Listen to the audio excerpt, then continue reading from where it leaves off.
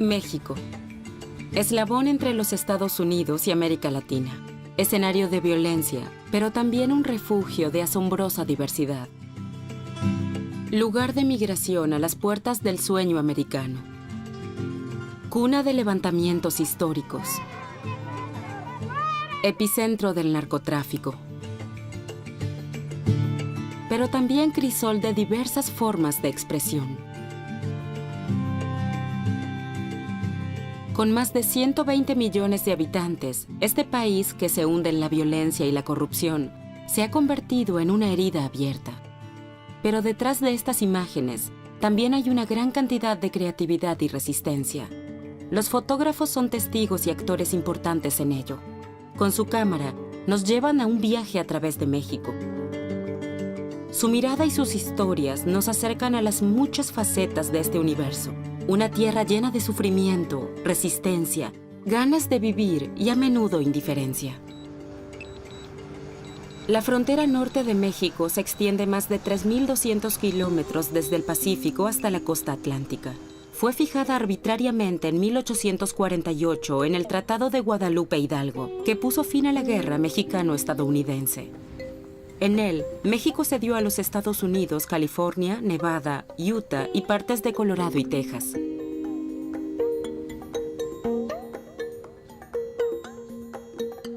He fotografiado en distintas ocasiones la frontera, en distintas partes, Tijuana en particular. Este paisaje que es impresionante, porque tú ves el cerro, ves la naturaleza y cómo se interrumpe por esta franja. Entonces, esta idea de esta cicatriz en el paisaje, a mí se me imagina siempre como un cúter, ¿no? Una navaja haciéndole así y cortándolo. Además, de una manera de lo más arbitraria. Ahí tú puedes ver que no es una línea, sino que de repente baja y sube.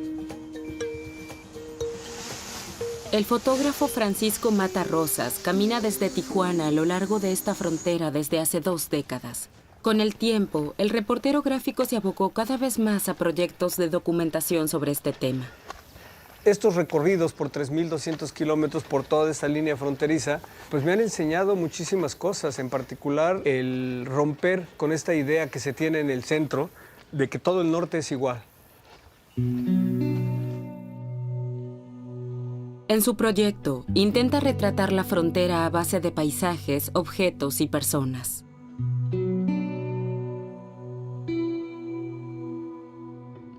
Sus imágenes cuentan a menudo historias de un modo metafórico.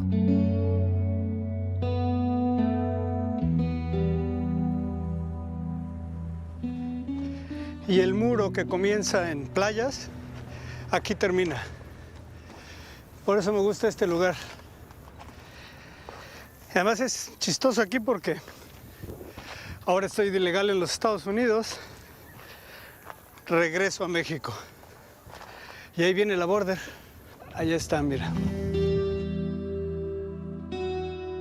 La construcción del muro comenzó en 1994 con la Operación Gatekeeper, bajo el mandato del presidente de los Estados Unidos, Bill Clinton.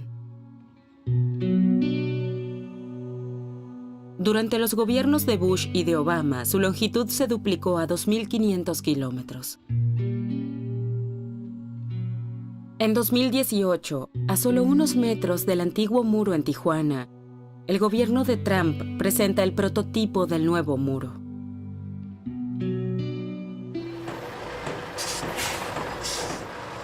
En Mexicali o en Nuevo Laredo, todo el mundo te cuenta las historias de su niñez, de cómo ibas, cruzabas al otro lado a comprar la leche y del otro lado cruzaban a comprar las tortillas, ya con la frontera. Algunos teóricos han hablado de la tercera nación, que esta tercera nación sería esta franja donde no es Estados Unidos todavía y no es México en realidad, sino es esta tercera nación que es la mezcla, la convivencia. Sobre mis sienes brillan escarchas que deje el tiempo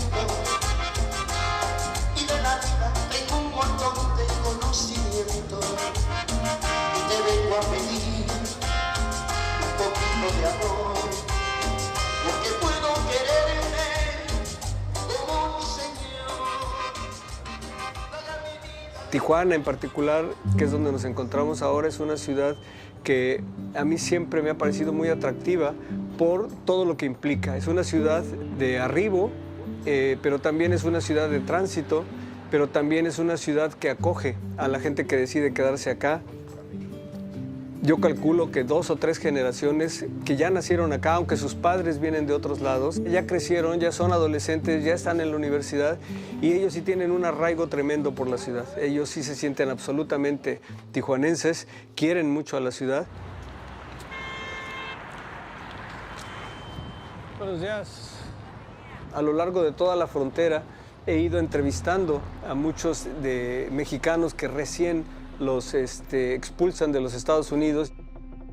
Hablando aquí de Tijuana, en la canalización, había días que yo me iba y estaba ahí 4 horas platicando con la gente y no tomaba una sola fotografía.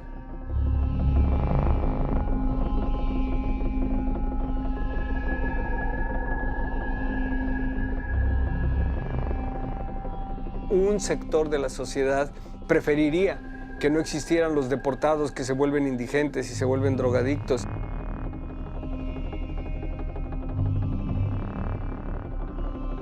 Es la prueba patente de que algo falló, que falló la política, que falló la educación, que falla la economía.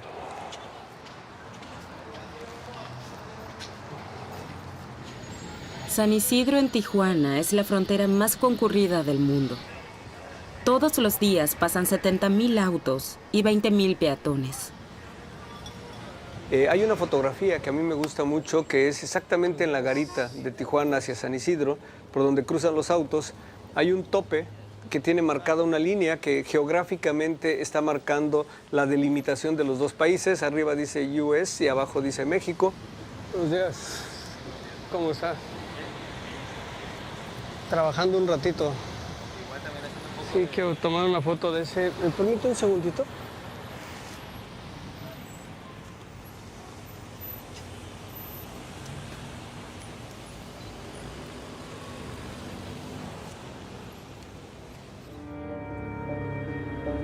Al este de Tijuana, en el desierto de Chihuahua, se encuentra otra ciudad fronteriza, Ciudad Juárez.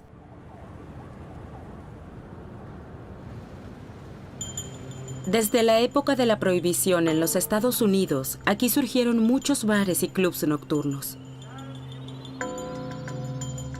La prostitución, el narcotráfico y la corrupción le han dado a la ciudad una nueva cara. Mayra Martel nació en Ciudad Juárez. Después de sus estudios de fotografía en la Ciudad de México, regresó a su ciudad natal.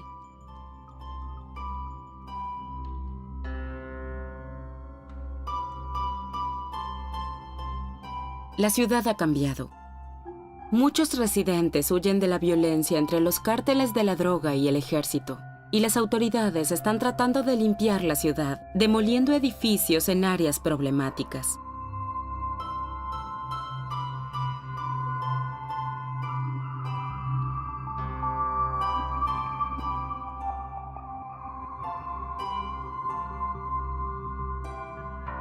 Mayra Martel documenta estos cambios.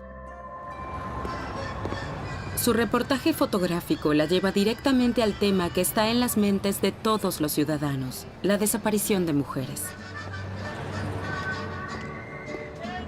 La avenida Juárez es la avenida más importante de Ciudad Juárez, ya que aquí se dio todo lo que es el turismo social, por así decirlo. Todos los bares ocupaban estas calles y bueno, siempre se veía como lleno de personas que venían como desde de Estados Unidos para acá.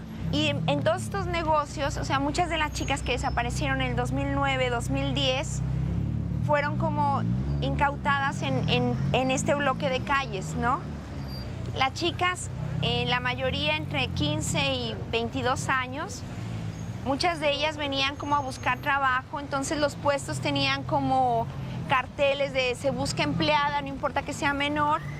Las chicas venían como con sus papeles a entrevistas de trabajo y en ese mismo lugar eran secuestradas por esta banda que trabajaba en toda esta zona. Es la ropa de Erika, del primer caso que hizo. Es otro caso de Esmeralda. Son de los 15 años de Yesenia, que desapareció como un año después.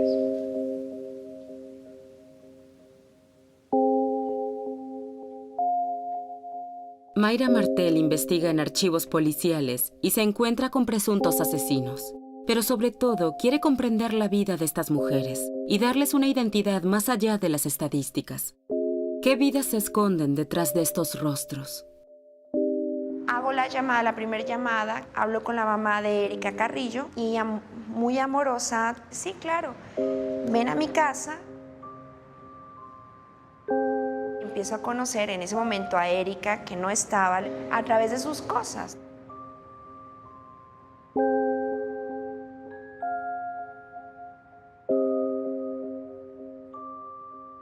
Que al final eran retratos de personas ausentes, pero ¿cómo retratas a alguien que no está, no?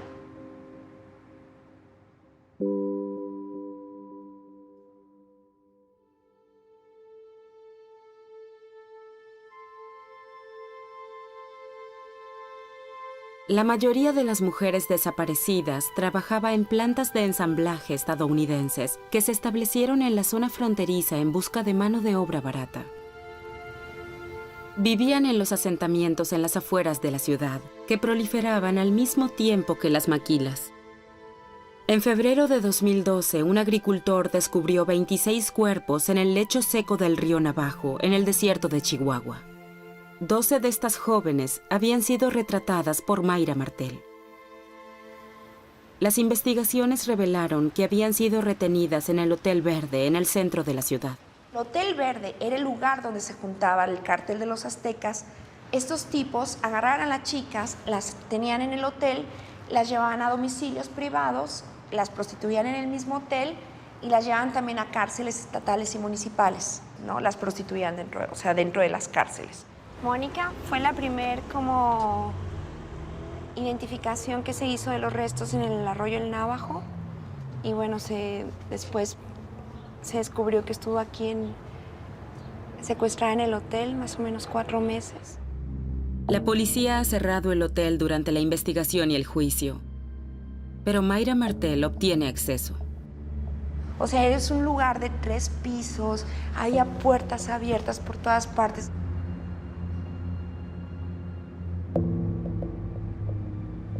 Lugares así como almohadas con sangre, el lugar era muy tenebroso. Eran las 6 de la mañana, o si llegaba la policía, me meten a la cárcel de una. Hice video, hice algunas fotos, pero iba temblando, ¿no? En 2015 comienza el proceso del Hotel Verde, uno de los pocos en los últimos años. Las familias supieron al fin lo que les había pasado a sus hijas. Cuando ya no querían trabajar, se las llevaban a Arroyo El Navajo, que eran las afueras donde las encontraron. Como no subía ningún vehículo, las amarraban del cuello, las hacían caminar más o menos 15, 20 minutos y arriba las mataban con piedras, le dan en la cabeza hasta que acaban de morir.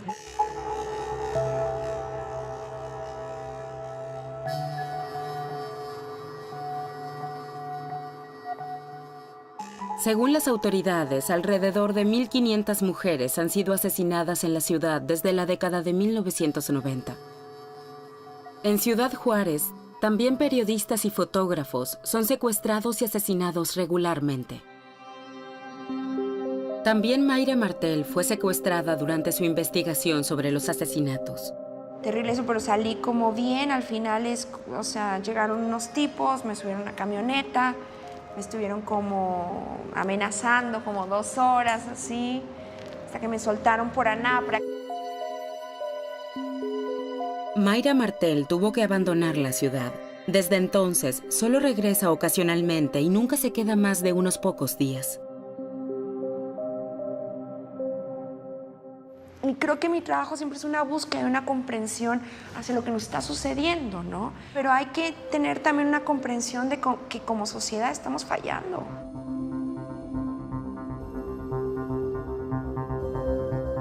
Desde 2005, Mayra Martel ha documentado en esta ciudad fronteriza 142 casos de personas desaparecidas y 30 asesinatos de mujeres.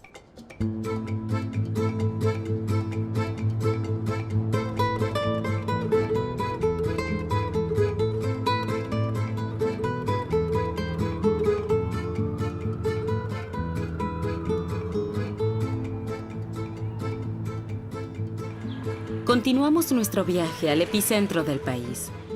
Con más de 20 millones de habitantes, Ciudad de México es una de las metrópolis más pobladas del mundo. En menos de 60 años, la concentración económica ha cuadruplicado la población. Los recién llegados provienen principalmente de los estados de Puebla, Hidalgo, Oaxaca y Michoacán, y la ciudad sigue creciendo. Desde la década de los 80, en los barrios más humildes reina la violencia y la criminalidad de bandas. Federico Gama lleva más de 30 años fotografiando a los jóvenes marginados. El foco de su trabajo es la violencia en un contexto urbano de migración. Yo vivo aquí en la Ciudad de México. Nací en uno de los barrios tradicionales de la ciudad, Tacubaya. He trabajado a partir de 3 temas fundamentales, que es la identidad, la vestimenta como una forma de expresión y lo que yo he llamado las migraciones culturales. Que estos proyectos finalmente casi son autobiográficos, porque suceden en los barrios donde yo he nacido, los personajes que yo he conocido. Me tocó vivir el proceso de lo que es ser chavo banda en el barrio. Pero a mí lo que me parece más interesante en esta idea de lo que yo llamo las migraciones culturales, donde no solamente viaja la persona, sino también viajan las ideas, la forma de pensar, la forma de entender el mundo. Son las fotos del libro de Cholo Salanesa.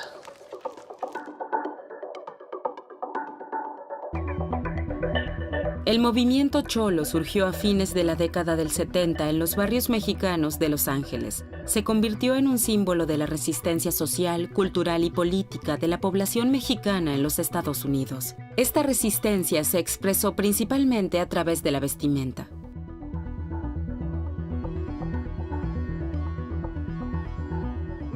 A principios de la década del 90, la cultura cholo se extendió a México.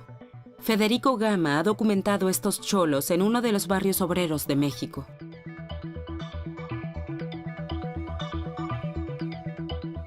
Y fue por 2 películas, Sangre por Sangre y Santana American Me. Esas 2 películas repercutieron de una manera muy fuerte en estos jóvenes que después de ver esas películas prácticamente ellos ya eran cholos de la noche a la mañana. Para ellos, el ser americano, el sueño americano de ser como Santana, de ser parte de una banda o de una clica. Esa foto para mí es muy simbólica. Son 3 chavos que me están apuntando literalmente a la cámara. Esto habla un poco de la confianza que tenemos mutuamente. Yo considero que a pesar de toda esta cuestión de delincuencia, de violencia, que tienen estos jóvenes, ellos son importantes para su familia, para su comunidad, para su barrio y para el país. O sea, este chavo cree que es como él, o como ellos, ¿no? Pero representan cosas totalmente distintas. O sea, mientras ellos viven allá la discriminación y utilizan esto como una cuestión de resistencia social, ellos quieren decir que son de origen trabajador y de origen mexicano. Y aquí se esconde lo que estos chavos quieren exponer. Ellos quieren esconder el origen indígena y trabajador. En el distrito de Tacubaya, Federico Gama ha estado fotografiando a jóvenes nativos del pueblo Mazahua durante unos 10 años. Estos jóvenes mezclan elementos estéticos de las escenas cholo, punk y skater. El fotógrafo los bautizó como Mazahua Cholo Skate Punks. El ponerse la vestimenta de punk, por ejemplo, de cholo, de skato, etc., de ser urbano y contracultural, les da mucha fuerza. Hay una fotografía que lo explica muy bien, fuerza de gravedad, que es la fuerza que tiene el chavo de presentarse en este escenario, que es la Ciudad de México, pero que trae un pañuelo, es del Club Toluca, como si fuera una bandana, ¿no? Trae unos guantes escatos, ¿no? Y trae un pantalón cholo y una camiseta punk. La cuestión indígena es muy compleja en el país. Trabajan en una construcción durante un tiempo. Trabajan las chicas en el hogar o en las casas. Pues ellos viven en un país extraño en la Ciudad de México. cuando ellos son de los pueblos originarios de este país.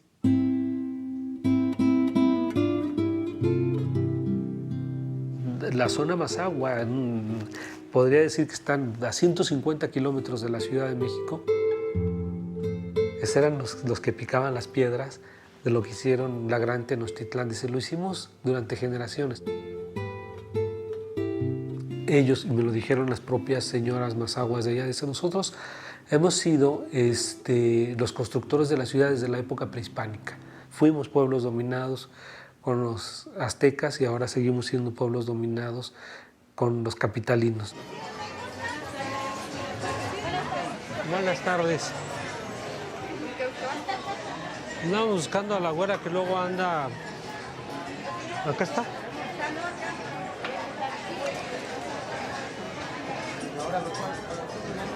está.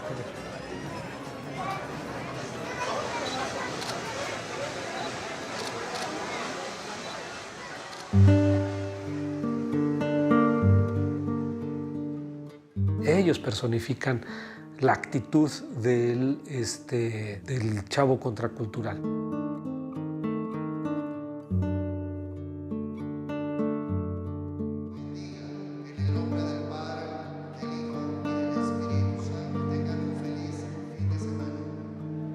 Sí, después de hacer Mazahua Choloscato Punk, empiezo a trabajar un proyecto que se llaman Los Iluminados, ligado a algo que se llama 12D.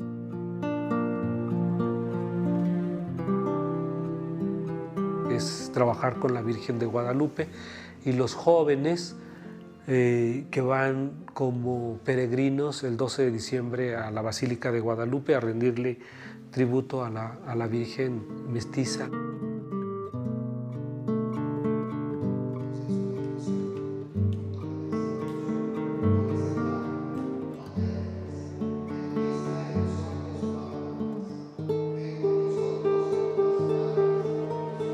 Aquí lo que me parece interesante, esta relación que existe entre violencia, delincuencia y religión.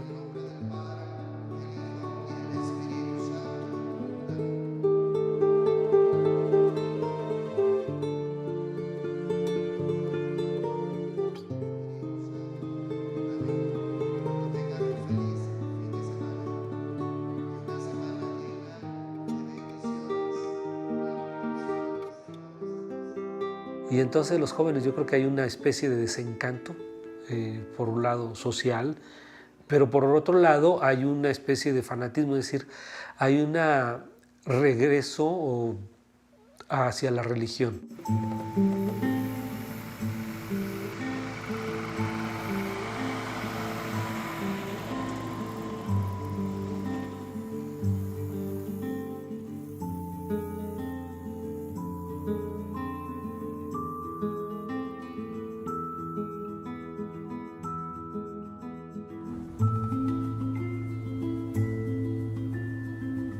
Salimos de la capital para continuar hacia el sur. Oaxaca es uno de los estados más pobres del país. Es predominantemente rural y la población es en gran parte indígena. Edgardo Aragón proviene de Ocotlán y dentro de su familia pertenece a la primera generación que asistió a una universidad. A través de su trabajo intenta llamar la atención sobre la violencia y los conflictos por la tierra en la región, causados por la presencia de grandes corporaciones en la tierra de la población nativa.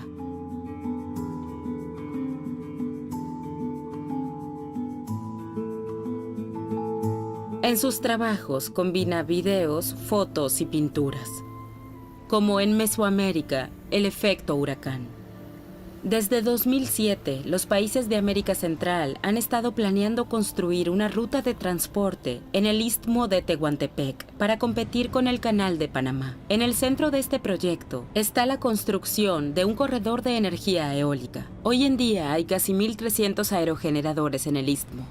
Y muchas veces la paradoja que se encuentra en lugares como el Istmo de Tehuantepec y ves estas grandes rotores eólicos generando energía limpia y que si tú vas pasando por ahí podrías pensar es un paisaje bellísimo. Pero en realidad si tú te pones a rascar un poco más abajo de eso puedes encontrar lo mismo de siempre en un país como México, ¿no? Despojo, violencia, muerte, desplazamientos y sobre todo muchísima desigualdad.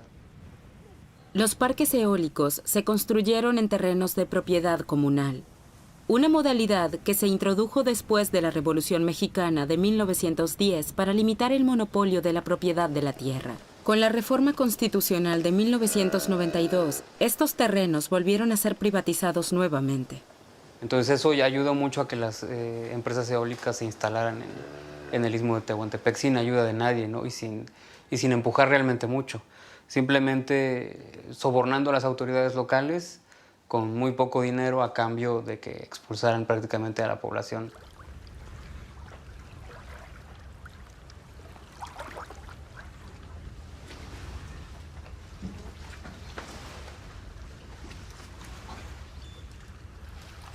Pero sí se están poniendo los parques, ¿no?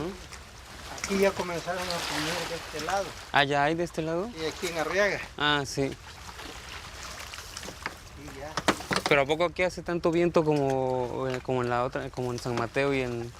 Bueno, aquí no pega tan fuerte a la cantidad de aquello, Ajá. pero los vientos son permanentes. Entonces ninguna de las eólicas que están en ese lugar dan energía a la región o dan energía siquiera a las comunidades más cercanas, ¿no? Como el caso de Cachimbo.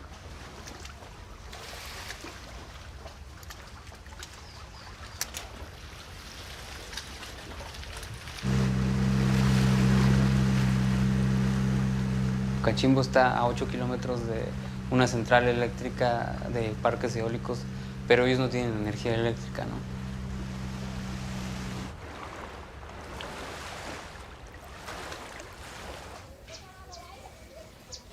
Buenas tardes. La isla de Cachimbo y sus habitantes, pescadores del pueblo indígena Guave, a menudo se ven afectados por huracanes y terremotos. El Estado ha abandonado la región y preferiría trasladar a los habitantes a otro sitio. La isla también enfrenta todo tipo de problemas: drogas, migración, captura ilegal de tortugas. Esto era una cocina comunitaria, mire cómo quedó. También lo tiró el Bárbara y lo terminó el terremoto. Le tiró una pared para allá. En su irónica serie de fotos Gente Feliz, Edgardo Aragón hace referencia a una encuesta oficial, según la cual México es uno de los países más felices del mundo.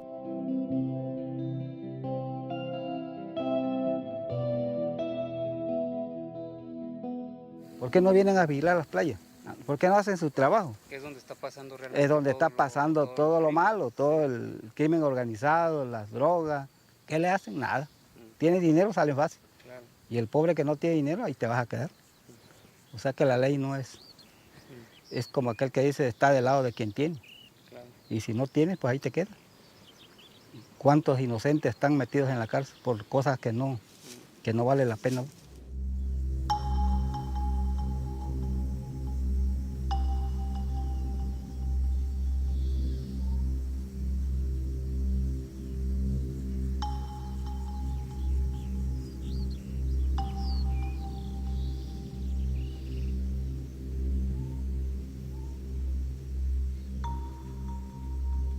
Mi nombre es Guadalupe Vázquez Luna, soy originaria de esta comunidad de Acteal, municipio de Chenalo, estado de Chiapas. Mi lengua materna es tzotzil. Estaba en estos lugares porque aquí al lado es tierra de mi papá. Entonces siempre era nuestro camino para ir en los cafetales, para ir a ver la milpa. Había una veredita para allá para ir por el agua. Entonces íbamos ahí por agua, pasamos, pero siempre con ese miedo de que pueden salir algún animal o algún tigre, ¿no? Porque veía el monte. El 1 de enero de 1994, México experimentó una revuelta sin precedentes, el levantamiento zapatista. En las montañas de Chiapas, un ejército formado por un puñado de guerrilleros y muchos campesinos mayas le declaró la guerra al gobierno mexicano. los insurgentes enarbolaron el nombre de Emiliano Zapata, héroe de la Revolución Mexicana de 1910. Su levantamiento fue una reacción directa al Tratado de Libre Comercio recientemente firmado entre Canadá, Estados Unidos y México. De este modo, manifestaron su rechazo a la reforma agraria que perjudicaba a los campesinos mexicanos. Pedro Valtierra ingresa al territorio zapatista. Él ha fotografiado varios conflictos en América Latina.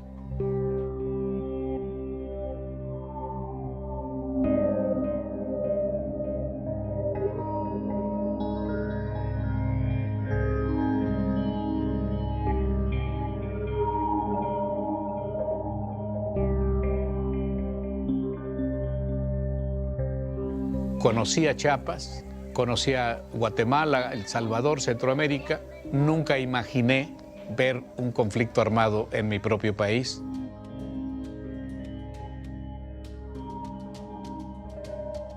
Llegamos el día 3, estaba todavía la situación complicada, había disparos, había enfrentamientos. Fuimos a Ocosingo y me tocó ver ahí a los zapatistas muertos. Fotografía del subcomandante Marcos, que es una de las primeras fotografías que yo le tomo, se hace en la realidad en una de estas conferencias que sale a recibir a los periodistas. La lucha entre los zapatistas y el ejército del gobierno duró 12 días. Entonces el gobierno se mostró dispuesto a negociar. En febrero de 1996, las negociaciones culminaron en el Acuerdo de San Andrés. Pero después de una feroz campaña contra los insurgentes, el gobierno arma a las milicias antizapatistas, fomentando así deliberadamente una división entre anti- y pro-zapatistas, que alcanza su punto máximo en 1997. Es una estrategia común en distintas partes del mundo donde se han dado este tipo de luchas. Los preparan no para que no haya un conflicto directo, sino para que haya pleitos entre ellos, para que se enfrenten, para que se dividan. Es una estrategia a largo plazo que puede durar muchos años, 20, 30 años, como en este caso. Muchas familias se vieron obligadas a abandonar sus tierras y buscar refugio en campos de refugiados. La población de Acteal es hogar de varias comunidades vecinas que huyen de los ataques de grupos paramilitares. El padre de Guadalupe Vázquez Luna, el maestro de religión de Acteal, organizaba el alojamiento de los muchos refugiados.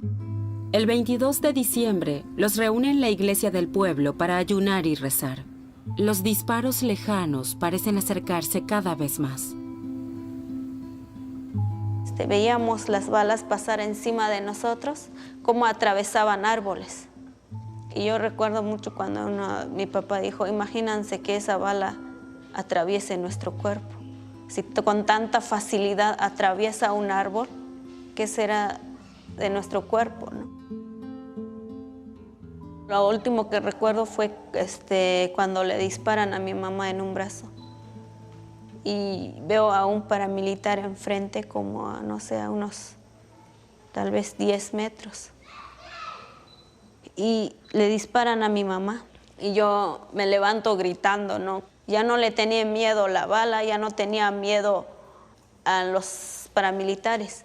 Sino mi mente se concentró en que ya estaba perdiendo a mi madre. Empezaron a gritar los niños, a llorar los niños, los gritos de quejido, de dolor que sonaban, era de una manera muy impresionante, tan traumatizante, ¿no?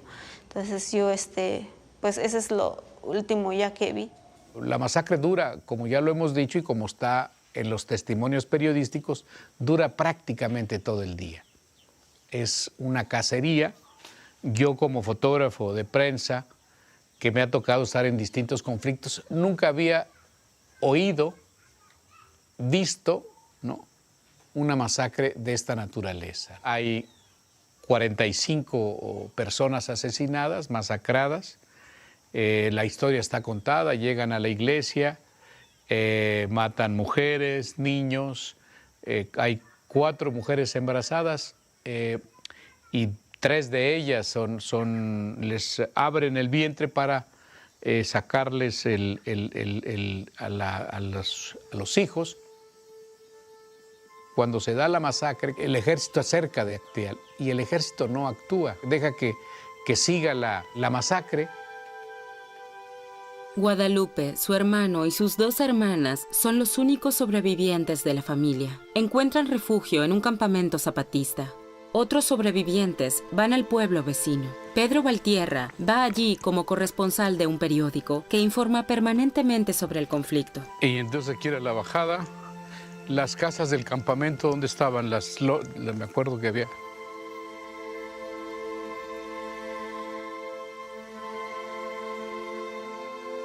Aquí dormían.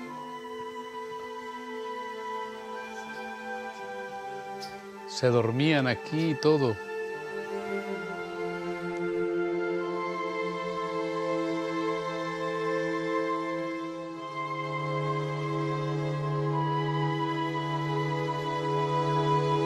Estaba muy reciente. A la fecha del asesinato tenía 15 días, 12 días. La gente estaba molesta con el ejército. Eran parientes de los 45 personas asesinadas en Acteal. Identificaba al ejército como el enemigo principal y no querían que estuvieran aquí cerca, ¿no?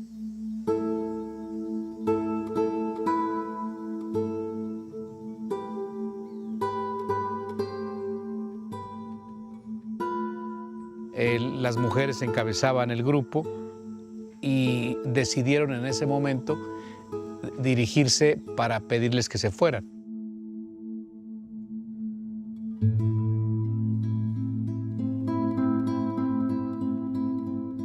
Poco a poco se fueron acercando.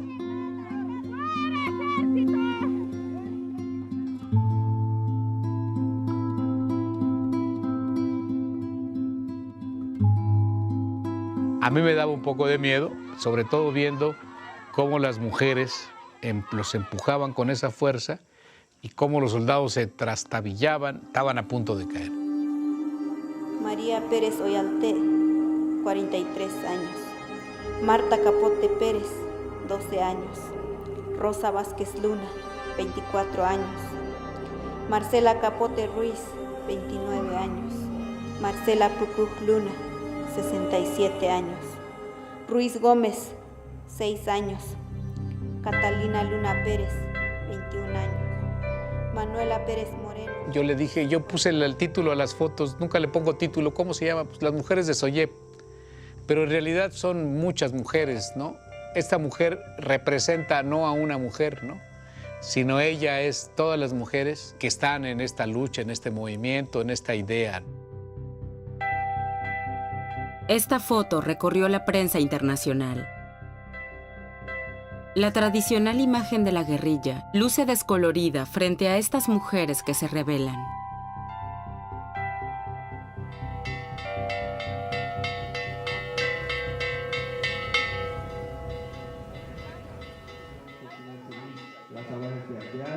Nos encontramos construyendo nuestra autonomía. Los mismos malos gobiernos perpetran a través de sus instituciones, funcionarios y policías, no solo suceden contra hermanos otomis o mayas, sino contra muchos pueblos originarios de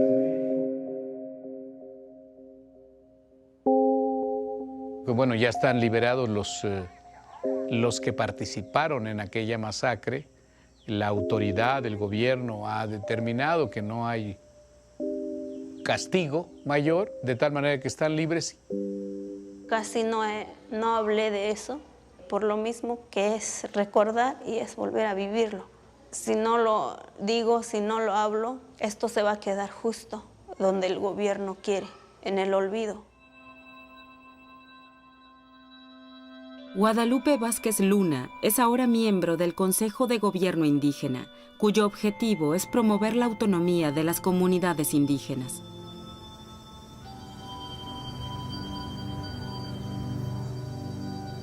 La cámara me da una visión diferente de la realidad, dice Graciela Iturbide.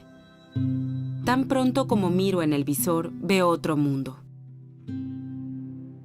Graciela Iturbide es considerada una eminencia de la fotografía mexicana. Representa a los grandes fotógrafos del pasado, como su maestro Manuel Álvarez Bravo, pero también a la generación más joven, sobre la que ha plasmado una huella duradera. Su intenso trabajo, lleno de poesía, da testimonio de la diversidad de México.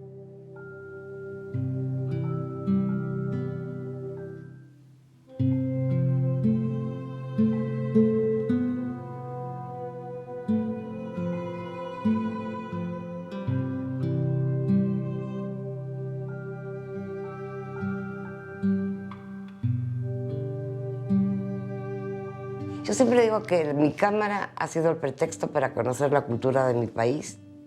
He logrado conocer mi país, diferentes culturas, porque México es muchos Méxicos, muy diferente.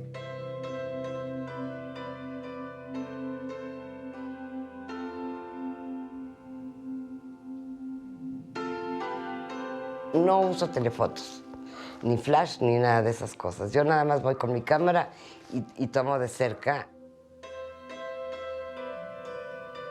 No sé el otro, yo soy mexicana igualita que ellos.